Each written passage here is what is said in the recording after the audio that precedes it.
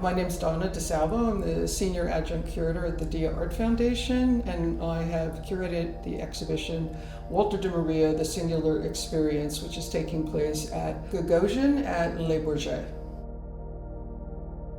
One of the features of the exhibition is Walter de Maria's very last work, which is comprised of three 1950s Chevrolet pickup trucks in three colors. So there is red, green, and black. The bed of the truck is made of oak, and rising from the bed are three stainless steel rods that end in either a circle, a triangle, or a square. Prior to the truck trilogy, Walter was working on a series called the Bel Air trilogy that used three 1955 Chevrolet Bel Air cars. Similarly, as in the truck trilogy, each one has a metal rod that goes through the windshield and the back windshield. What's, I think, particularly distinct about the pickup trucks is that that is the vehicle he would have used to go into the desert for a lot of his investigations into the land beginning in '68, with a mile-long drawing all the way up to, the lightning field, looking for these locations. What's fascinating with Walter de Maria's work is this idea of how we complete the work. The idea that he sets up something that we navigate. And not only that, we are often reflected in it. Now, of course, in the cars and in the trucks, because they're such highly reflected, polished surfaces, they're like a candy apple. They're that kind of lusciousness to it. And then, we're reflected within them. And like in all of his work, whether it's a small sculpture that's on view, there's a fantastic piece called Face, which is a 1966 sculpture. It's a sort of square that then has an angle cut on the top, and your face is reflected in it. And of course, on the other side is inscribed Face.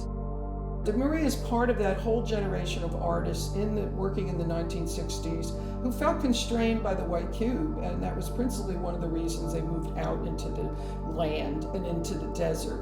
What's fascinating about the trucks is the inverse, where he's taken something that we know our mind identifies with the exterior, and he's brought it inside.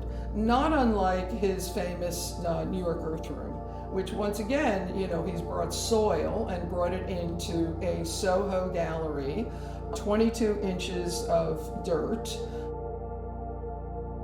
There are two major installations that accompany the trucks, the 13-14 meter rows, which are a series of stainless steel rods in the shape of a polygon.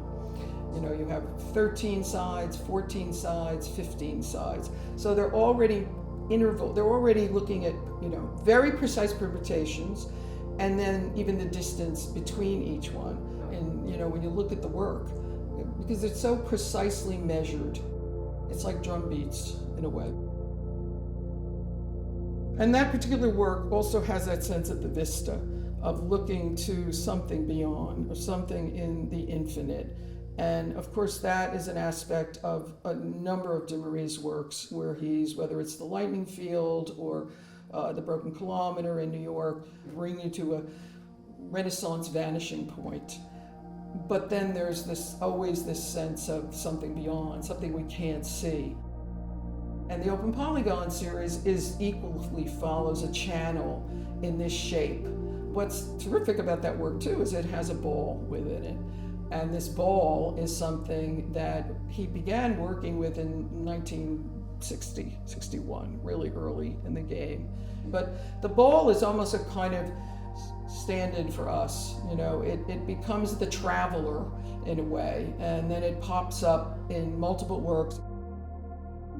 He was very careful about interpretation of his work.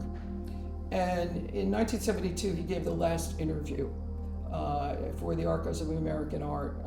And after that, he really stopped saying much because he was fearful of what happens when too much information is in the world.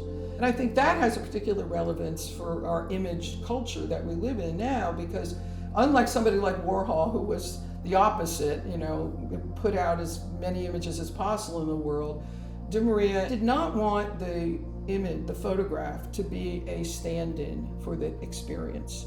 I believe that seeing more will actually deepen our understanding of what De Maria produced as an artist, as long as we keep in mind,